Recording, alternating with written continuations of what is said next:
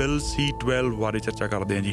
ਕੀ ਲੱਗਦਾ ਇਸ ਬਿੱਲ ਬਾਰੇ ਕਿ ਜੋ US ਦੇ ਵਿੱਚ ਹੋ ਰਿਹਾ ਹੁਣ ਇੱਥੇ ਕੈਨੇਡਾ ਹੁਣ ਸ਼ੁਰੂ ਹੋਣ ਵਾਲਾ ਇਮੀਗ੍ਰੇਸ਼ਨ ਸਿਸਟਮ ਹੈਗਾ it is going to turn into somewhat like the US ਇਹ ਹੋ ਸਕਦਾ ਵੀ ਇੱਕੋ ਝਟਕੇ ਦੇ ਵਿੱਚ ਸਾਰੀ ਐਪਲੀਕੇਸ਼ਨਸ ਨੂੰ ਕੈਂਸਲ ਕਰ ਦੇਣ ਫਿਰ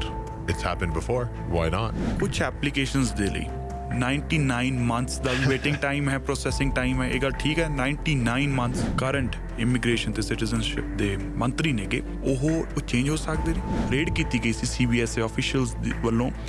ਕੈਲਗਰੀ ਪੁਲਿਸ ਦੇ ਨਾਲ ਉਹਨਾਂ ਲੋਕਾਂ ਦਾ ਕੀ ਉਹਨਾਂ ਇਮੀਗ੍ਰੈਂਟਸ ਦਾ ਕੀ ਜਿਨ੍ਹਾਂ ਕੋਲ ਵਰਕ ਪਰਮਿਟ ਸੀਗਾ ਫਿਰ ਉਹਨਾਂ ਨੇ ਐਕਸਟੈਂਸ਼ਨ ਵਾਸਤੇ ਲਾਇਆ ਹੋਇਆ ਐਪਲੀਕੇਸ਼ਨ ਲੱਗੀ ਹੋਈ ਹੈਗੀ ਹੈ ਤੋਂ ਵੀ ਸਵਾਲ ਪੁੱਛੇ ਜਾ ਸਕਦੇ ਨੇ ਉਹਨਾਂ ਨੂੰ ਵੀ ਵਾਪਸ ਭੇਜਿਆ ਜਾ ਸਕਦਾ they can seize your passport even if ਤੁਸੀਂ ਪੂਰਾ ਕਲੀਅਰ ਹੈ ਕੋਈ ਇਸ਼ੂ ਨਹੀਂ they have the right ਬਲਕਿ ਜੋ ਤੁਸੀਂ ਕਹਿਣਾ ਚਾਹ ਰਹੇ ਹੋ ਵੀ ਜੋ 2 ਸਾਲ ਲੱਗਦੇ ਸੀ ਡਿਪੋਰਟੇਸ਼ਨ ਨੂੰ ਉਹ ਫਾਸਟ ਫਾਰਵਰਡ ਕਰਕੇ ਪ੍ਰੋਸੈਸ ਵੀ ਇੱਕਦਮ ਹੋ ਸਕਦਾ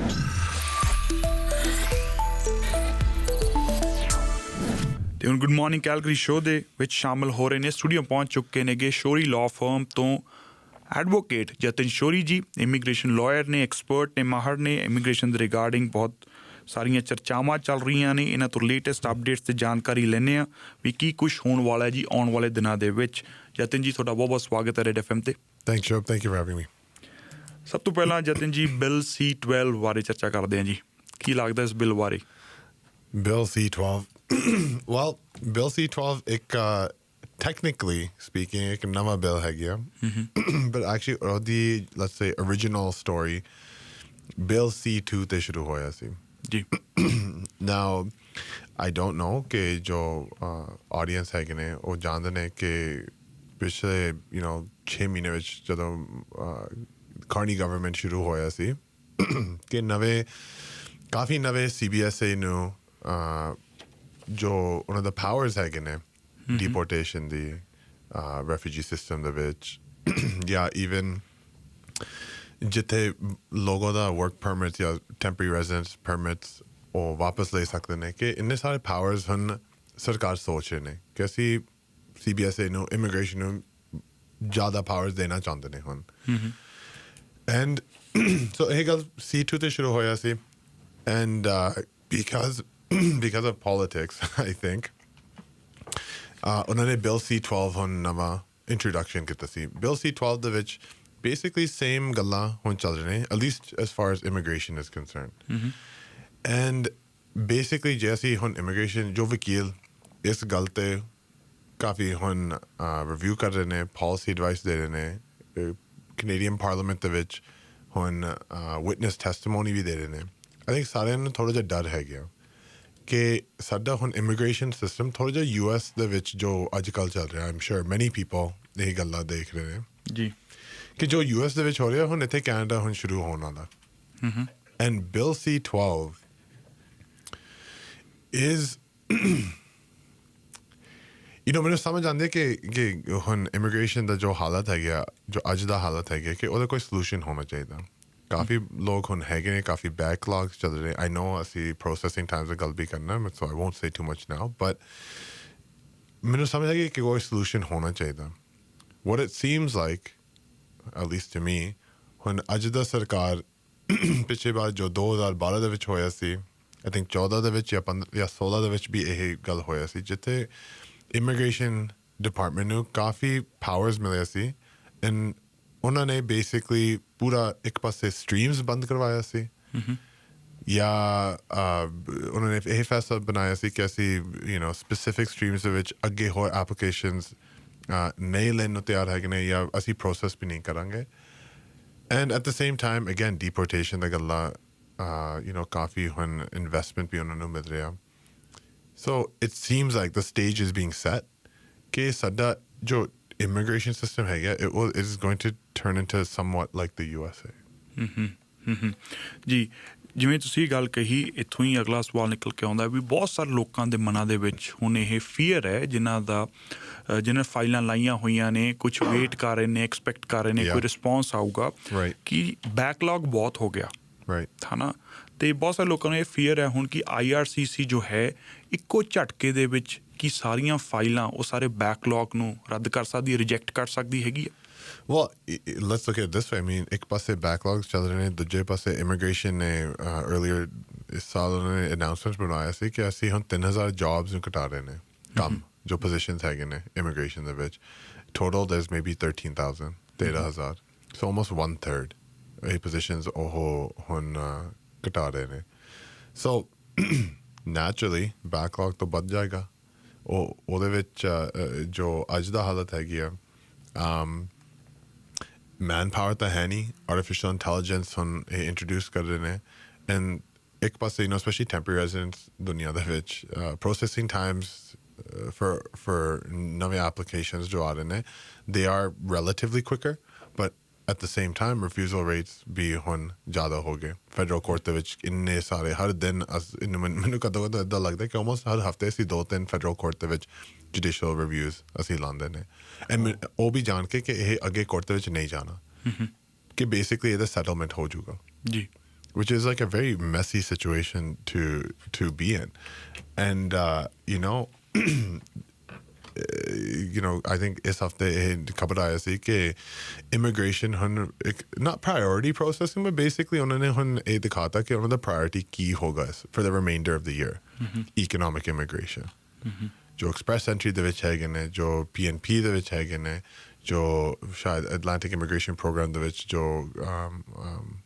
economic pathways hai ne कि सारा फोकस जो भी स्टाफ हैगे ने इमिग्रेशन ਵਿੱਚ ਕਿ ਜ਼ਿਆਦਾ ਫੋਕਸ ਉਹਦੇ ਉੱਤੇ ਹੁਣ ਇਹ ਬਣੂਗਾ ਐਂਡ ਇੰਟਰਸਟਿੰਗਲੀ ਇਹ ਖਬਰ ਵੀ ਆਈ ਸੀ ਕਿ ਜੋ ਵੀ express entry Canadian experience class federal skilled worker ਜੋ ਵੀ ਇਸ ਸਟਰੀਮਸ ਦੇ ਵਿੱਚ ਬੰਦੇ ਹੈਗੇ ਨੇ ਕਿ ਇਮੀਗ੍ਰੇਸ਼ਨ ਹੁਣ ਕੋਸ਼ਿਸ਼ ਕਰਾਂਗੇ ਕਿ ਪੂਰਾ ਉਹਨਾਂ ਦਾ ਜੋ ਅਸੀਂ ਕਹਿੰਦੇ ਇਨਵੈਂਟਰੀ ਜੋ ਹੈਗਾ ਉਹਨੂੰ ਕਲੀਅਰ ਕਰਨਾ ਚਾਹੁੰਦੇ ਨੇ and they're going to try to do that with the remainder of the year. ਇਹ ਹੋ ਸਕਦਾ ਵੀ ਇੱਕੋ ਝਟਕੇ ਦੇ ਵਿੱਚ ਸਾਰੀ ਐਪਲੀਕੇਸ਼ਨਸ ਨੂੰ ਕੈਂਸਲ ਕਰ ਦੇਣ ਫਿਰ It's happened before. Why not? Anything is possible. And it's a good opportunity to talk about processing times. Just processing times gal dekh lene. Now shayad log nahi jante ne but last week immigration ne officially ek nawa tool khulwaya si online. ਉਹਦੇ ਨਾਲ ਜੋ ਵੀ ਆਪਣਾ application ਦਾ processing time PR streams ਦੇ ਵਿੱਚ ਜੋ ਆਪਣੇ processing Times ਥੋੜ੍ਹਾ ਜਿਹਾ ਹੋਰ ਡੀਟੇਲ ਨਾਲ ਜਾਣਨਾ ਚਾਹੁੰਦੇ ਨੇ ਕਿ ਅਸੀਂ ਕਿੱਥੇ ਬੈਠੇ ਨੇ ਕਿਊ ਦੇ ਵਿੱਚ ਕੋਈ ਸਟਰੀਮਸ ਦੇ ਵਿੱਚ ਮੋਸਟਲੀ ਇਕਨੋਮਿਕ ਬਟ ਕੋਈ ਸਟਰੀਮਸ ਵਿੱਚ ਉਹਨਾਂ ਨੇ ਐਕਸਟਰਾ ਟੂਲ ਸ਼ੁਰੂ ਕੀਤਾ ਜਿਹਦੇ ਨਾਲ ਤੁਸੀਂ ਆਪਣਾ ਐਗਜ਼ੈਕਟ ਮੰਥ ਐਂਡ ਈਅਰ ਲਗਾ ਕੇ ਤੁਹਾਨੂੰ ਸਮਝ ਆ ਸਕਦੀ ਹੈ ਕਿ ਤੁਸੀਂ ਕਿੱਥੇ ਬੈਠੇ ਨੇ ਪ੍ਰੋਸੈਸਿੰਗ ਟਾਈਮ ਦੇ ਵਿੱਚ ਯੂਜੂਅਲੀ ਕੀ ਹੁੰਦਾ ਸੀ ਤੁਸੀਂ ਆਨਲਾਈਨ ਦੇਖੋ generic ਤੁਹਾਨੂੰ ਮਿਲਦਾ ਸੀ 1 ਸਾਲ 2 ਸਾਲ 6 ਮਹੀਨੇ ਜੋ ਵੀ ਗੱਲ ਸੀ ਨਾ ਤੁਸੀਂ ਥੋੜ੍ਹਾ ਜਿਹਾ ਹੋਰ ਡੀਟੇਲ ਨਾਲ ਤੁਹਾਨੂੰ ਸਮਝ ਆ ਸਕਦੀ ਹੈ ਕਿ ਤੁਸੀਂ ਕਿੱਥੇ ਬੈਠੇ ਨੇ ਕਿਊ ਦੇ ਵਿੱਚ which is good I think that's good ਉਹਦੇ ਵਿੱਚ ਨਾ ਪੁਲਿਸ ਕਲੀਅਰੈਂਸ ਸਿਕਿਉਰਿਟੀ ਕਲੀਅਰੈਂਸ ਦੇ ਗੱਲਾਂ ਚੱਲਦੇ ਨੇ ਸਾਨੂੰ ਪਤਾ ਨਹੀਂ ਕਿ ਉਹ ਜੇ ਤੁਸੀਂ ਹੁਣ ਫੋਰ ਐਗਜ਼ਾਮਪਲ ਇੰਡੀਆ ਦੇ ਵਿੱਚ ਮੋਸਟ ਕਾਮਨ ਡਿਲੇ ਹੈਗੇ ਸਿਕਿਉਰਿਟੀ ਕਲੀਅਰੈਂਸਸ ਜੀ ਨਾ ਸਿਕਿਉਰਿਟੀ ਕਲੀਅਰੈਂਸਸ ਕੀ ਹੁੰਦਾ ਕਿ ਇਮੀਗ੍ਰੇਸ਼ਨ ਸਾਰੇ ਜੋ ਇੰਡੀਆ ਤੋਂ ਪੁਲਿਸ ਕਲੀਅਰੈਂਸਸ ਆਉਂਦੇ ਨੇ ਉਹ ਇੱਕ ਥਰਡ ਪਾਰਟੀ ਦੇ ਨਾਲ ਇੱਕ ਕੰਟਰੈਕਟ ਹੈਗੀ ਆ ਉਹ ਥਰਡ ਪਾਰਟੀਜ਼ ਆਪਣੇ ਆਪ ਇਹ ਵੈਰੀਫਿਕੇਸ਼ਨ ਦਾ ਪ੍ਰੋਸੈਸ ਕਰਦੇ ਨੇ ਸੋ ਉੱਥੇ ਹੁਣ ਡਿਲੇਜ਼ ਕਾਫੀ ਚੱਲ ਰਹੇ ਨੇ ਸਿਕਿਉਰਿਟੀ ਕਲੀਅਰੈਂਸਸ ਟੇਕਿੰਗ 1-2 ਸਾਲ ਲੱਗ ਰਹੇ ਨੇ ਹੁਣ ਸਿਕਿਉਰਿਟੀ ਕਲੀਅਰੈਂਸਸ ਦੇ ਵਿੱਚ ਜੋ ਇੰਡੀਆ ਤੋਂ ਆ ਰਹੇ ਨੇ ਸੋ ਇਹ ਜੋ ਪ੍ਰੋਸੈਸਿੰਗ ਟਾਈਮ ਅਸੀਂ ਆਨਲਾਈਨ ਦੇਖ ਰਹੇ ਨੇ ਉਹਦੇ ਵਿੱਚ ਸਿਕਿਉਰਿਟੀ ਕਲੀਅਰੈਂਸ ਦੀ ਗੱਲ ਹੈ ਨਹੀਂ ਨਾਲ ਜੇ ਤੁਹਾਨੂੰ PR ਮਿਲਦਾ ਨੋਰਮਲੀ ਕੀ ਹੁੰਦਾ ਕਿ ਇੱਕ ਹੁਣ ਆਨਲਾਈਨ ਲੈਂਡਿੰਗ ਪ੍ਰੋਸੈਸ ਵੀ ਸ਼ੁਰੂ ਹੋਇਆ ਸੋ ਨੋਰਮਲੀ ਤੁਸੀਂ ਲਾਈਕ ਤੁਹਾਨੂੰ PR ਮਿਲ ਗਿਆ ਐਵਰੀਥਿੰਗ ਇਜ਼ ਗੁੱਡ ਉਹ ਕਹਿੰਦੇ ਨੇ ਚਲੋ ਬਸ ਹੁਣ ਆਖਰੀ ਸਟੈਪ ਰਹਿ ਗਿਆ ਤੁਸੀਂ ਆਪਣਾ ਜੋ ਵੀ ਰਿਮੇਨਿੰਗ ਇਨਫੋਰਮੇਸ਼ਨ ਹੈਗੀ ਤੁਸੀਂ ਦੇ ਦਿਓ ਅਸੀਂ ਤੁਹਾਡਾ ਆਨਲਾਈਨ ਪੋਰਟਲ ਖੁਲਵਾਉਣਾ ਉਹਦੇ ਥਰੂ ਹੀ ਤੁਹਾਡਾ ਕਨਫਰਮੇਸ਼ਨ ਮਿਲ ਜੂਗਾ ਜੀ ਨੋਰਮਲੀ ਰਾਈਟ ਯੂਜੂਅਲੀ 2-3 ਹਫ਼ਤੇ ਲੱਗਦਾ ਸੀ ਅੱਜ ਕੱਲ੍ਹ ਅਸੀਂ ਦੇਖੇ ਕਿ ਕਦੇ 4 ਮਹੀਨੇ 6 ਮਹੀਨੇ ਹੋਰ ਲੱਗਦੇ ਨੇ ਇਸ ਗੱਲ ਵਿੱਚ so that is also not accounted for ਇੱਕ ਜਦੋਂ ਸਾਨੂੰ ਸੁਣਨ ਨੂੰ ਮਿਲ ਰਿਹਾ ਚਰਚਾ ਮਿਲੀ ਜਦੋਂ ਤੁਸੀਂ ਪ੍ਰੋਸੈਸਿੰਗ ਟਾਈਮ ਦੀ ਗੱਲ ਕੀਤੀ ਕਿ ਕਹਿੰਦੇ ਕੁਝ ਐਪਲੀਕੇਸ਼ਨਸ ਦੇ ਲਈ 99 months ਦਾ ਵੇਟਿੰਗ ਟਾਈਮ ਹੈ ਪ੍ਰੋਸੈਸਿੰਗ ਟਾਈਮ ਹੈ ਇਹ ਗੱਲ ਠੀਕ ਹੈ 99 months 10 years what is that 120 months humanitarian compassionate applications ਇਹ ਬਹੁਤ ਵੱਡੀ ਹੁਣ ਖਬਰ ਇਸ ਹਫ਼ਤੇ ਹੁਣ ਇਹ ਬਣ ਰਿਹਾ ਕਿ Humanitarian compassionate applications ਉਹ ਹੁਣ ਦਿਖਾ ਰਹੇ ਨੇ ਕਿ 10 ਸਾਲ ਦਾ ਟਾਈਮ ਲੱਗੂਗਾ ਜੇ ਤੁਸੀਂ ਅੱਜ ਲਾਉਂਦੇ ਨੇ ਸਟਾਰਟਅਪ ਵੀਜ਼ਾ obviously ਲੋਕ ਇਹ ਵੀ ਜਾਣਦੇ ਨੇ ਇਕਨੋਮਿਕ ਐਕਸਟ੍ਰੀਮ ਹੈਗੇ ਸਟਾਰਟਅਪਸ ਦੇ ਲਈ ਐਂਡ ਉੱਥੇ ਵੀ 10 ਸਾਲ ਦਾ ਟਾਈਮ ਉਹ ਦਿਖਾ ਰਹੇ ਨੇ I 99 months I don't have the exact ਕਿ ਕਿਹੜਾ program ਹੈਗਾ but I think maybe that was the Atlantic immigration program ਸ਼ਾਇਦ ਉੱਥੇ ਇਹ ਗੱਲ ਨਿਕਲਿਆ ਸੀ but point is yeah I think like I said ਸ਼ੁਰੂ ਦੇ ਵਿੱਚ ਹੁਣ ਥੋੜਾ ਜਿਹਾ ਇਹ ਸਟੇਜ ਬਣਾ ਰਹੇ ਨੇ and in the name of transparency sarkar kehne dekho I think like I'm guessing right like I haven't talked to the minister but my soch eh hai ke they are saying look hun halat eh hai right transparently ਅਸੀਂ ਦਿਖਾਣਾ humanitarian streams of which eh gal hai family streams which eh gal hai economic streams which eh gal hai this is what we're dealing with indirectly softly ਉਹ ਆਪਣਾ message deliver ਕਰ ਰਹੇ ਨੇ now public you tell us what should we do ਅਸੀਂ ਕੀ ਕਰੇ ਹੁਣ ਇੱਕ Trump ਦਾ ਤਰੀਕਾ ਹੈ ਸਿੱਧਾ ਰੇਡ ਕਰਵਾ ਕੇ ਬੰਦੇ ਨੂੰ ਕਢਾ ਦੋ ਤੇ ਇੱਕ ਕੈਨੇਡੀਅਨ ਗਵਰਨਮੈਂਟ ਅਡਾਪਟ ਕਰੇ ਵੀ ਹੌਲੀ ਕਰਕੇ ਦੱਸੀ yeah eventually ਕਿਉਂਕਿ no one's gonna win ਜਦੋਂ ਇਹ ਫੈਸਲਾ ਆਊਗਾ ਜੇ ਆ ਗਿਆ ਜੀ right what better way than to hit the restart button but then I ask ਇਹ ਅੱਜ ਦਾ ਹਾਲਤ ਕੀ ਦਾ ਗਲਤੀ ਆ and I have I think multiple opinions on multiple directions ਜੀ ਬਿਲਕੁਲ ਤੇ ਇਹਦੇ ਨਾਲ ਇਹ ਵੀ ਕੁਝ ਚੇਂਜਸ ਆਈਆਂ ਨੇ ਹਿਊਮੈਨਿਟੇਰੀਅਨ ਅਤੇ ਕੰਪੈਸ਼ਨੇਟ ਐਪਲੀਕੇਸ਼ਨਸ ਦੇ ਵਿੱਚ well generally speaking I think main ਗੱਲ ਇਹ ਸੀ ਕਿ ਜੋ processing times ਉਹ online ਦਿਖਾ ਰਹੇ ਨੇ ਕਿ ਹੁਣ ਦਿਖਾ ਰਹੇ ਨੇ ਕਿ ਅੱਜ ਜੇ ਤੁਸੀਂ ਹੁਣ humanitarian application ਲਾਉਂਦੇ ਨੇ ਕਿ ਤੁਹਾਨੂੰ 10 ਸਾਲ ਟਾਈਮ ਤੱਕ ਵੇਟ ਕਰਨਾ ਪਊਗਾ that is expectation ਇਹੀ ਆ and ਉਹਦੇ ਵਿੱਚ almost 50,000 applications ਹੈਗੇ ਨੇ queue ਦੇ ਵਿੱਚ ਨਾਲ ਹੀ ਨਾਲ I think again this is now speculation it does ਬਣ ਰਿਹਾ ਕਿ ਸ਼ਾਇਦ ਉਹ humanitarian applications ਨੂੰ ਵੀ ਬੰਦ ਕਰਾਵਾਂਗੇ which will be very inappropriate at least if you ask me ਕਿਉਂਕਿ ਇਹ humanitarian stream ਕਾਨੂੰਨ through ਬਣੀ ਪਈ ਆ and ਕਾਫੀ ਦੂਜੇ situations ਵਿੱਚ humanitarian ਦਾ ਜੋ ਗੱਲ ਨਿਕਲਦੀ ਆ ਜਿੱਥੇ ਗੱਲ ਨਿਕਲਦੀ ਆ ਇਹ ਬਹੁਤ ਜ਼ਰੂਰੀ ਹੁੰਦੀ ਆ for example especially deportation cases ਸਾਡੇ ਕੋਲ ਇੰਨੇ clients ਹੈਗੇ ਨੇ ਜੋ ਇੱਥੇ 20-30 ਸਾਲ ਰਹਿ ਕਰ ਇੱਕ ਗਲਤੀ ਨਾਲ ਹੁਣ ਉਹਨਾਂ ਦਾ deportation ਗੱਲ ਸ਼ੁਰੂ ਹੋ ਗਿਆ and I don't think a family should be punished right ਜਿੱਥੇ ਉਹਨਾਂ ਦਾ ਇਹ ਹਾਲਤ ਹੈਗੀ at least long term permanent residents and now usually ਕੀ ਹੁੰਦਾ ਸੀ ਕਿ ਜਦੋਂ ਅਸੀਂ deportation ਰੋਕਣਾ ਚਾਹੁੰਦੇ ਸੀ ਇਹ ਕਾਫੀ ਹੁਣ ਲੰਬੀ ਸਟ੍ਰੈਟਜੀ ਬਣਦੀ ਹੈ usually ਅਸੀਂ 1-2 ਸਾਲ ਦਾ ਪ੍ਰੈਪਰੇਸ਼ਨ ਕਰਦੇ ਨੇ ਅਸੀਂ ਜਾਣਦੇ ਨੇ ਕਿ 1-2 ਸਾਲ ਅੱਗੇ ਸ਼ਾਇਦ ਇਹ ਗੱਲ ਬਣੂਗੀ ਸੋ ਅਸੀਂ ਅੱਜ ਤਿਆਰ ਕਰਨਾ ਹੈ ਉਹ usually humanitarian basis ਤੇ ਕੋਈ ਗੱਲਾਂ ਨਿਕਲਦੇ ਨੇ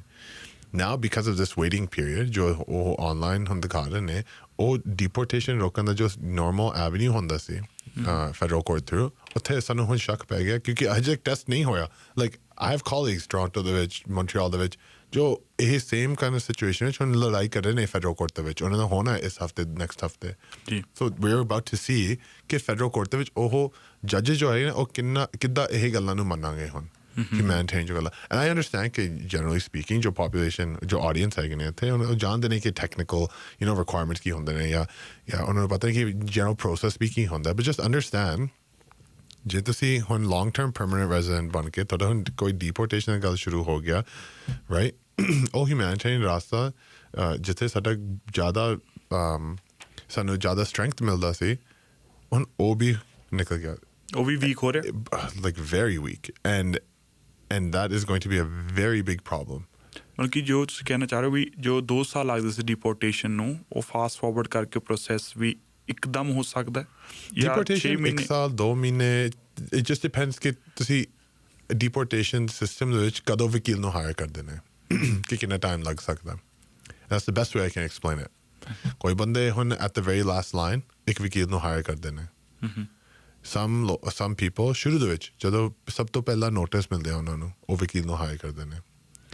the point is ਕਿ ਜਦੋਂ ਅਸੀਂ deportation strategy ਸੋਚਦੇ ਨੇ at some point in the process ਇੱਕ humanitarian file ਲਗਾਉਣਾ ਚਾਹੀਦਾ at some point ਜੀ and ਜਦੋਂ ਅਸੀਂ ਕੋਰਟ ਦੇ ਸਾਹਮਣੇ ਜਾਂਦੇ ਨੇ ਤੁਸੀਂ ਕਹਿੰਦੇ ਨੇ ਦੇਖੋ ਕਾਫੀ ਗੱਲਾਂ ਹੁਣ ਸਾਡੇ ਲਾਈਫ ਵਿੱਚ ਚੱਲ ਰਹੇ ਨੇ on top of that ਇੱਕ humanitarian file ਹੈਗੀ ਆ ਸ਼ਾਇਦ 1 ਸਾਲ ਰਹਿ ਗਿਆ ਉਸ processing time ਵਿੱਚ 6 ਮਹੀਨੇ ਸ਼ਾਇਦ ਲੱਗ ਗਿਆ right and the judge ਕਹਿੰਦੇ ਨੇ okay ਚਲੋ 6 ਮਹੀਨੇ ਰਹਿ ਗਏ ਅਸੀਂ ਵੇਟ ਤਾਂ ਕਰ ਸਕਦੇ ਨੇ ਕੋਈ problem there shouldn't be no issue ਪਰ ਹੁਣ ਜੇ ਤੁਸੀਂ ਜੱਜ ਨੂੰ ਕਹਿਣਾ ਚਾਹੁੰਦੇ ਨੇ ਕਿ ਮੈਨੂੰ ਲੱਗ ਰਿਹਾ ਕਿ ਸ਼ਾਇਦ 8-9 ਸਾਲ ਲੱਗ ਸਕਦਾ ਜਦੋਂ ਮੈਨੂੰ ਕੋਈ ਫੈਸਲਾ ਮਿਲਣਾ ਜੀ ਉਹ ਜੱਜ ਕਿੱਦਾਂ ਹੁਣ ਤੁਹਾਡਾ ਡਿਪੋਰਟੇਸ਼ਨ ਰੁਕਵਾ ਸਕਦੇ ਨੇ in the interest of your humanitarian file ਇਹ ਬਹੁਤ ਵੱਡੀ ਗੱਲ ਹੁੰਦੀ ਹੈ it's a very common strategy in deportation cases, and again, like there's many scenarios, so I'm not going to go through all of them, but it's a big blow, very very big blow. And something like Bill C-12 especially, Bill C-12 will likely become law. Something like that. About fast track ਹੁਣ ਉਹਦਾ ਹੁਣ ਚੱਲ ਰਿਹਾ ਪਹਿਲਾ ਹੁਣ step ਜੋ ਉਹਨਾਂ ਨੇ ਖਤਮ ਕਰਨਾ ਸੀ ਉਹ ਖਤਮ ਹੋ ਗਿਆ ਹੁਣ 2-3 ਹੋਰ ਸਟੈਪਸ ਰਹਿ ਗਏ ਬਸ ਜਤਿਨ ਜੀ ਸਾਨੂੰ ਸੁਣਨ ਨੂੰ ਮਿਲ ਰਿਹਾ ਵੀ 2025 ਲਈ IRCC ਨੇ PR ਐਪਲੀਕੇਸ਼ਨਸ ਦੀ ਲਿਸਟ ਜਾਰੀ ਕਰ ਦਿੱਤੀ ਹੈ ਥੋੜਾ ਜਿਹਾ ਇਸ ਚੀਜ਼ ਬਾਰੇ ਵੀ ਚਾਨਣ ਪਾ ਸਕਦੇ ਹੋ ਵੀ ਲਿਸਟ ਦੇ ਵਿੱਚ ਕੀ ਕੁਛ ਹੈ ਜੀ Yeah, actually, list ਮੇਰੇ ਸਾਹਮਣੇ ਹੈਗਾ so I'm just going to read from my phone but just before that ਅਸੀਂ ਪਿਛੇ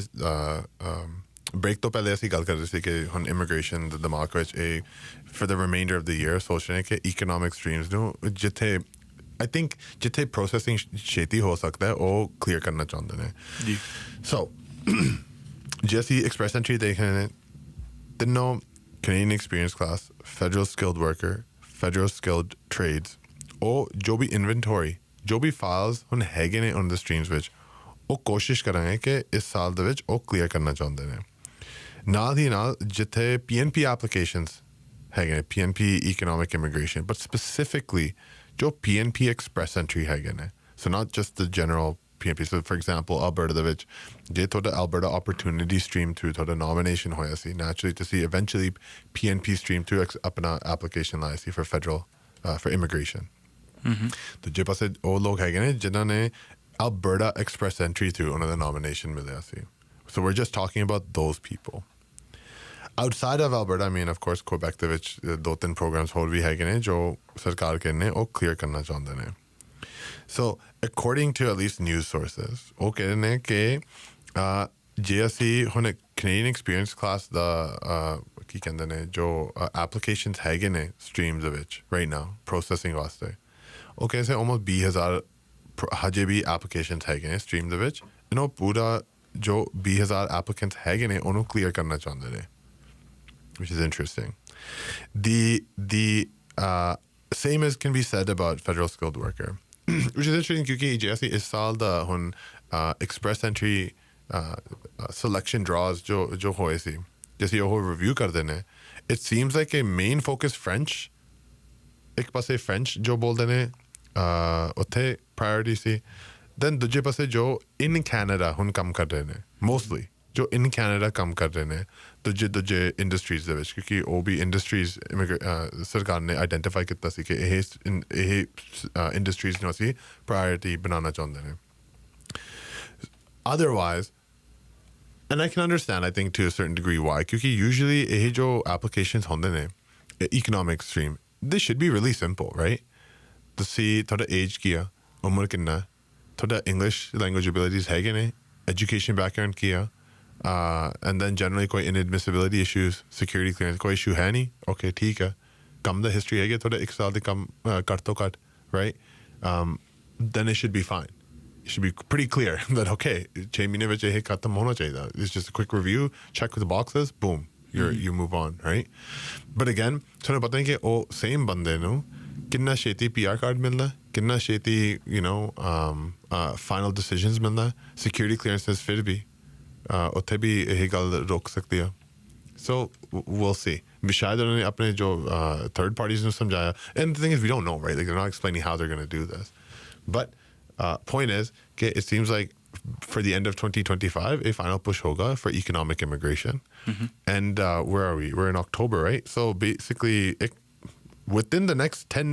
10-15 days ਇੱਕ ਦੋ ਹਫ਼ਤੇ ਵਿੱਚ ਸਾਨੂੰ ਇਹ ਵੀ ਪਤਾ ਲੱਗ ਜੂਗਾ ਕਿ immigration ਦੇ ਵਿੱਚ ਉਹ ਨਵਾਂ levels plan ਵੀ announce ਹੋਣਾ before November 4th ਤਾਂ ਸ਼ਾਇਦ ਉਹ announcement through ਸਾਨੂੰ ਹੋਰ ਗੱਲ ਵੀ clear ਹੋ ਜੂਗਾ ਕਿ what's the priority here now moving forward ਇੱਕ ਕਿਉਂਕਿ ਜੋ ਸਟੂਡੀਓ ਪਹੁੰਚੇ ਹੋਏ ਅਸੀਂ ਤੁਹਾਡੇ ਤੋਂ ਜਾਣਨਾ ਚਾਹਾਂਗੇ ਚਰਚਾ ਚੱਲ ਰਹੀ ਹੈ ਵੀ ਜੋ ਕਰੰਟ ਇਮੀਗ੍ਰੇਸ਼ਨ ਤੇ ਸਿਟੀਜ਼ਨਸ਼ਿਪ ਦੇ ਮੰਤਰੀ ਨੇਗੇ ਉਹ ਚੇਂਜ ਹੋ ਸਕਦੇ ਨੇ? Yeah, it's a really interesting question. So it's Mr. Diab. Diab. Yeah, no, Lebanese origin. But, so, like you said, Chache, right? It's all speculation. Yeah, I think sada hun jo sanu samajh aaya, you know, okay, I guess outside of jo asi office vich kam karte ne, mera kafi hun involvement hai national boards de vich. Especially immigration wiki da jo boards hai ne, and us boards through sada hun gal hondi immigration and all. On top of that, sanu notices bhi milde ne, khabar bhi milda, and so obviously we have conversations, and sanu idda lag raha through our colleagues, you know, nationally, ke idda lag raha ke immigration da jo minister hun aj hai ne, shayad wo change karange before the end of the year. Ho sakta. And the reason is sanu idda lag raha kyunki jaisi hun pura पिछले 3-4 महीने review करते हैं, it seems like अपना जो immigration minister है वो काफ़ी हुन quiet, तो चुप है गए, right? इन्ना गल्ला नहीं हुए. And if we compare it to previous minister Miller, कितना हुन आवाज़ बनाते थे, right? Wherever policy was changing, it was very active. And it would be very, ये बहुत औखा गल बनूंगा जे असली सोच रहे हैं, like पिछले साल विच हुन 3 वारी immigration ministers ने change करवाया. Immigration is a very difficult file. It's a hard portfolio, maybe even top 5 hard portfolios. And to think कि हर बार जब नवा immigration minister आंदे ने फिर उन्होंने हुन फिर responsibility बनते हैं कि छेती ये file नू review करना है, समझ आना चाहिए कि कितने you know solutions बना सकते हैं every single time. Imagine every single time, and it's such a immigration systems, you know, it's over 150 countries worldwide. जिन्हें through ये offices है ने या कोई ना कोई connection है के साथ immigration system देना. So it's a very very difficult thing to think about. जे हुन नवा immigration minister तीजी बार एक साल विच ओ change करवाना चाहते हैं. But it could happen, and I think it might. It seems like everything जो असी हुन review कर रहे हैं immigration system विच पूरे देश विच इधर लग रहा है कि for sure ये हो सकता है. जे मौजूदा immigration refugees ਤੇ citizenship minister DAB ਚਲੇ ਜਾਂਦੇ ਨੇ ਤਾਂ ਫਿਰ next ਦੀ ਵੀ ਗੱਲਬਾਤ ਚੱਲ ਰਹੀ ਵੀ ਕੌਣ ਨੂੰ replace ਕਰ ਸਕਦਾ, ਉਹਦਾ ਨਾਂ ਸੁਣ ਰਹੇ? I have no idea. I honestly have no idea. And it's like ਉਹਨਾਂ ਤੋਂ ਪਹਿਲੇ ਜੋ immigration minister ਹੈਗੇ ਸੀ ਉਹ ਬਸ ਬੇਸਿਕ 1 ਮਹੀਨੇ ਦੇ ਉੱਥੇ ਉਸ ਪੋਜੀਸ਼ਨ ਤੇ ਬੈਠੇ ਸੀ, and it was kind of a surprise. Montreal ਤੋਂ ਹੈਗੇ ਸੀ, I honestly forget her name. That's how quick it was. And in the middle of the election the ਗੱਲਾਂ ਹੁਣ ਸ਼ੁਰੂ ਹੋ ਰਹੀ ਸੀ, federal elections, right? Minister Diab the portfolio at one point provincial minister ਵੀ ਹੈਗੇ ਸੀ immigration ਦੇ, I think Atlantic province ਦੇ ਵਿੱਚ, I forget, Nova Scotia possibly. And so I don't know कि when one of the pura members the which gone qualified है for this file. I just wish them all the luck. And कि ऐसी तैयार है as you know one of these community leaders in immigration कि ऐसी काम करने गल करने तैयार है and I hope कि वो भी ये दरवाजा बंद नहीं करांदे. You know, जो stakeholders होंदे ने, not just lawyers, settlement, जो services देंदे ने, जो industries the which, you know, काफी temporary foreign workers, the involvement on their construction, transportation, hospitality, right? Entrepreneurs जो थे हैं ने, जो थे कि economy बनाना चाहते ने. Hopefully there's an appetite कि ये गल करना चाहते ने सारे, you know, stakeholders and all. It's not just like a cleanup job. And so we'll see. Time will tell. ਜੀ ਇੱਕ ਆਖਿਰ ਦੇ ਵਿੱਚ ਜਤਨ ਜੀ ਨਾਲ ਅਸੀਂ ਇੱਕ ਚੀਜ਼ ਦੇ ਉੱਤੇ ਕਲੈਰਿਟੀ ਚਾਹੁੰਦੇ ਸੀਗੇ. ਬਹੁਤ ਸਾਰੇ ਲੋਕਾਂ ਨੇ ਜੋ ਸਾਡੀ ਇੰਟਰਵਿਊ ਦੇਖੀ ਸੀ ਰਿਗਾਰਡਿੰਗ ਇਵੈਂਟ ਸੈਂਟਰ ਦੇ ਵਿੱਚ ਜੋ ਰੇਡ ਕੀਤੀ ਗਈ ਸੀ CBSA ਆਫੀਸ਼ੀਅਲਸ ਵੱਲੋਂ ਕੈਲਗਰੀ ਪੁਲਿਸ ਦੇ ਨਾਲ, ਉਹਦੇ ਵਿੱਚ ਇੱਕ ਸਵਾਲ ਆਇਆ ਵੀ ਚਲੋ ਵਿਦਾਊਟ ਸਟੇਟਸ ਵਾਲਿਆਂ ਦਾ ਤਾਂ ਕਲੀਅਰ ਕੱਟ ਪਤਾ ਹੈ ਵੀ ਜੋ ਕੰਮ ਕਰ ਰਹੇ ਨੇ ਉੱਥੇ ਉਹਨਾਂ ਨੂੰ ਬੁਲਾਇਆ ਜਾਊਗਾ, ਪ੍ਰੋਸੀਜਰ ਫੋਲੋ ਹੋਊਗਾ ਅਤੇ ਨਾਲ ਦੀ ਨਾਲ ਉਹਨੂੰ ਜਹਾਜ਼ ਵੀ ਚੜ੍ਹਾ ਸਕਦੇ ਆ CBSA, ਉਹਨਾਂ ਕੋਲ ਪਾਵਰ ਹੈ. ਬਟ ਉਹਨਾਂ ਲੋਕਾਂ ਦਾ ਕੀ, ਉਹਨਾਂ ਇਮੀਗ੍ਰੈਂਟਸ ਦਾ ਕੀ ਜਿਨ੍ਹਾਂ ਕੋਲ ਵਰਕ ਪਰਮਿਟ ਸੀਗਾ, ਫਿਰ ਉਹਨਾਂ ਨੇ ਐਕਸਟੈਂਸ਼ਨ ਵਾਸਤੇ ਲਾਇਆ ਹੋਇਆ, ਐਪਲੀਕੇਸ਼ਨ ਲੱਗੀ ਹੋਈ ਹੈਗੀ ਹੈ, ਉਹਨਾਂ ਨਾਲ ਡੀਲਿੰਗ ਕਿਵੇਂ ਹੁੰਦੀ ਹੈ? ਕਿ ਉਹਨਾਂ ਨੂੰ ਤੋਂ ਵੀ ਸਵਾਲ ਪੁੱਛੇ ਜਾ ਸਕਦੇ ਨੇ, ਉਹਨਾਂ ਨੂੰ ਵੀ ਕਿਹਾ ਜਾ ਸਕਦਾ ਤੁਸੀਂ ਆਓ, ਉਹਨਾਂ ਨੂੰ ਵੀ ਵਾਪਸ ਭੇਜਿਆ ਜਾ ਸਕਦਾ. ਸੋ ਇਸ ਚੀਜ਼ ਬਾਰੇ ਅਸੀਂ ਜਤਨ ਜੀ ਤੋਂ ਥੋੜ੍ਹੀ ਕਲੈਰਿਟੀ ਚਾਹਾਂਗੇ.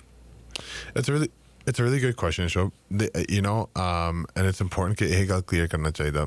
So let's start with a few steps, okay? Simply put, ਜੇ ਤੁਸੀਂ extension on time ਲਗਾਉਂਦੇ ਨੇ ਇਹਦਾ ਮਤਲਬ ਹੈਗਾ ਤੁਹਾਡੇ original documentation expire ਹੋਣ ਤੋਂ ਪਹਿਲੇ ਤੁਸੀਂ ਆਪਣਾ extension ਲਾਉਂਦੇ ਨੇ ਫਿਰ technically speaking ਤੁਸੀਂ same ਕੰਮ ਜੋ original work permit ਦੇ ਵਿੱਚ ਸੀ ਤੁਸੀਂ ਅੱਗੇ ਹੋਰ ਕਰ ਸਕਦੇ ਹੋ. You are on maintained status. Now, ਜੇ ਤੁਸੀਂ original ਜੋ ਵੀ ਤੁਹਾਡਾ conditions original work permit ਦੇ ਵਿੱਚ ਹੈਗੀ ਸੀ, let's say ਹੁਣ ਤੁਹਾਡੇ ਦੇ ਕੋਈ ਬੰਦਾ ਕੰਮ ਕਰਦਾ ਫਿਰ ਮੈਂ hire ਕਰਦਾ after and I say okay ਮੇਰੇ ਕੋਲ LMI ਹੈਗੇ ਮੈਂ ਤੁਹਾਨੂੰ hire ਕਰਨਾ ਚਾਹੁੰਦਾ. Then I put a ਨਵਾਂ work permit application on there for my business. They are still required to work for you. ਉਹ ਫਿਰ ਵੀ ਤੁਹਾਡੇ business ਵਿੱਚ ਹੀ ਕੰਮ ਕਰ ਸਕਦੇ ਨੇ up until ਇੱਕ final decision ਮਿਲਦਾ immigration ਤੋਂ. Does that make sense? Now ਕੀ ਹੋ ਰਿਹਾ it's very interesting and this is a very common situation especially construction ਦੇ ਵਿੱਚ ਕਿ ਇੱਕ company ਕਦੋਂ ਉਹ different sites ਤੇ ਕੰਮ ਕਰਦੇ ਨੇ ਜਾਂ ਉਹਨਾਂ ਦੇ ਕੋਲ ਇੱਕ owner ਦੇ ਕੋਲ 3-4 companies ਵੀ ਹੈਗੇ ਨੇ. ਇੱਕ contract company A ਦੇ ਨਾਲ ਦੂਜਾ contract company B ਦੇ ਨਾਲ ਤੀਜਾ contract company C ਦੇ ਨਾਲ ਜੀ ਉਹ ਬੰਦੇ ਨੂੰ company A through hire ਕਰਦੇ ਨੇ ਪਰ contract B contract C ਦੇ ਵਿੱਚ ਹੀ ਕੰਮ ਕਰਾਉਂਦੇ ਨੇ ਜੀ. ਇੱਥੇ ਗੱਲਾਂ ਹੁਣ ਥੋੜਾ ਜਿਹਾ ਮਿਕਸ ਅਪ ਹੋ ਸਕਦੀ ਹੈ and that is where ਜੇ ਤੁਸੀਂ ਹੁਣ maintain status the ਗੱਲ ਕਰਦੇ ਨੇ ਜੀ and ਤੁਹਾਡਾ ਹਾਲਤ ਇੱਦਾਂ ਬਣ ਗਿਆ ਕਿ ਤੁਸੀਂ ਇੱਕ contract B contract C ਦਾ ਹੁਣ ਕੰਮ ਕਰ ਰਹੇ ਨੇ ਦੇ ਉੱਤੇ and normally speaking you might not even know ਇੱਕ employee ਬਣ ਕੇ ਕਿ ਤੁਸੀਂ ਹੁਣ ਕਿੱਥੇ ਕੰਮ ਬਸ ਤੁਹਾਡਾ ਕੰਮ ਹੁੰਦਾ ਕਿ ਮੈਨੂੰ ਚੱਕੋ on site ਮੈਨੂੰ ਤੁਸੀਂ ਭੇਜੋ ਕੰਮ ਕਰਨਾ that's it ਜੀ. they might not even know ਕਿ actually ਉਹਨਾਂ ਦਾ ਜਿਹੜਾ ਪੇਪਰ ਵਰਕ ਆ ਕਿਹੜੇ ਕੈਟੇਗਰੀ ਚ correct generally so ਇੱਥੇ ਥੋੜਾ ਜਿਹਾ ਡਰ ਹੁੰਦੀ ਹੈ but at a high level for sure CBSA ਜੇ ਉਹ ਰਿਵਿਊ ਕਰਦੇ ਨੇ then usually ਉਹ ਕਹਿੰਦੇ ਤੁਸੀਂ ਸਾਨੂੰ ਦਿਖਾਓ ਤੁਹਾਡਾ work permit ਦੀ ਜੋ ਵੀ ਤੁਸੀਂ extension ਲਾਇਆ ਸੀ ਉਹਦਾ paperwork ਤੁਸੀਂ ਦਿਖਾਓ and CBSA ਕੋਲ ਪੂਰਾ ਹੱਕ and ਆਪਸ਼ਨ ਹੈਗੇ ਕਿ ਉਹ ਤੁਹਾਡੇ ਪਿੱਛੇ UCI ਨੰਬਰ ਰਿਵਿਊ ਕਰ ਸਕਦੇ ਹੋ. ਉਹ ਦੇਖ ਸਕਦੇ ਨੇ ਕਿ ਜੇ ਤੁਸੀਂ ਸੱਚੀ ਐਪਲੀਕੇਸ਼ਨ ਔਨ ਟਾਈਮ ਲਾਇਆ ਸੀ ਜਾਂ ਨਹੀਂ ਆਪਣੇ ਆਪ ਇਹ ਰਿਵਿਊ ਉਹ ਕਰ ਸਕਦੇ ਨੇ. ਤੁਹਾਨੂੰ ਕੋਈ ਪ੍ਰੋਬਲਮ ਤਾਂ ਨਹੀਂ ਆਊਗੀ ਜੇ ਉਹ ਕਹਿਣ ਵੀ ਅਸੀਂ ਤਾਂ ਆਪ ਐਕਸਪੈਕਟ ਕਰ ਰਹੇ ਡਿਸੀਜਨ ਸਾਡੀ ਫਾਈਲ ਦੇ ਉੱਤੇ ਉਹ ਪੁੱਛ ਸਕਦਾ ਕਿੰਨਾ ਕੁ ਟਾਈਮ ਜਾਂ ਤੁਹਾਡੇ ਲਾਇਰਸ ਕੀ ਕਹਿ ਰਹੇ ਤੁਹਾਡੇ ਬਾਕੀ ਦੇ ਐਕਸਪਰਟਸ ਕੀ ਕਹਿ ਰਹੇ ਨੇਗੇ ਅਤੇ ਜੇ ਕਹਿੰਦਾ 3 ਮਹੀਨੇ 6 ਮਹੀਨੇ ਜਾਂ ਆਈ ਡੋਂਟ ਨੋ ਫਿਰ ਇਹਦੇ ਉੱਤੇ ਕੋਈ ਦਿੱਕਤ ਤਾਂ ਨਹੀਂ ਉਹਨਾਂ ਨੂੰ ਕਿਉਂਕਿ ਉਹ ਵੀ ਬੰਦੇ ਘਬਰਾਏ ਹੋਏ ਨੇਗੇ ਡਰੇ ਹੋਏ ਨੇ ਵੀ ਜੇ ਅਸੀਂ ਕੰਮ ਕਰ ਰਹੇ ਹਾਂ ਅਤੇ ਸਾਡਾ ਸਟੇਟਸ ਤੇ ਅਸੀਂ ਡਿਸੀਜਨ ਵੇਟ ਕਰ ਰਹੇ ਹਾਂ ਵੀ ਸਾਡੇ ਨਾਲ ਤਾਂ ਨਹੀਂ ਕੁਛ ਹੋ ਜਾਊਗਾ. Why would CBSA will not ask that ਉਹ ਨਹੀਂ ਪੁੱਛਾਂਗੇ ਇਹ ਗੱਲ. ਠੀਕ ਹੈ. It's quite simple. ਉਹ ਕਹਾਂਗੇ ਤੁਸੀਂ ਸਾਨੂੰ ਦਿਖਾਓ ਤੁਹਾਡਾ ਹੁਣ work permit ਤੁਸੀਂ extension ਲਾਇਆ ਸੀ ਠੀਕ ਹੈ ਅਸੀਂ ਆਪਣੇ ਆਪ ਰਿਵਿਊ ਕਰ ਲਾਂਗੇ ਤੁਹਾਨੂੰ ਅਸੀਂ ਇੰਟਰਵਿਊ ਵਾਸਤੇ ਆਹੀ ਦਿਨ ਤੁਸੀਂ ਅੰਦਰ ਆਓ right and ਜੇ ਉਹਨੂੰ ਲੱਗੇ ਕੋਈ ਇਸ਼ੂ ਨਹੀਂ ਹੈਗਾ then okay no problem but what I'm afraid of now that I'm actually just thinking about this I don't actually know ਕਿ ਜੇ ਸੱਚੀ ਇਹ ਹੋ ਰਿਹਾ ਜਾਂ ਨਹੀਂ but again ਅਸੀਂ bill C-12 ਦੀ ਗੱਲ ਕਰ ਰਹੇ ਸੀ ਸ਼ੁਰੂ ਵਿੱਚ right ਜੀ and ਇੰਨੇ ਸਾਰੇ ਹੁਣ ਪਾਵਰਸ ਆ ਰਹੇ ਨੇ ਮੈਂ ਕਹਿ ਰਿਹਾ ਸੀ ਕਿ ਇੱਦਾਂ ਲੱਗ ਰਿਹਾ ਕਿ ਥੋੜ੍ਹੀ ਜਿਹੀ US ਦਾ ਹੁਣ ਨਿਸ਼ਾਨ ਇੱਥੇ ਜਾਂ ਇਨਫਲੂਐਂਸ ਇੱਥੇ ਵੀ ਹੋ ਰਿਹਾ what if they take your passport ਇਹ ਹੋ ਸਕਦਾ ਕਰ ਸਕਦੇ ਨੇ why not and it's not normal ਇਹ ਹੁੰਦਾ ਨਹੀਂ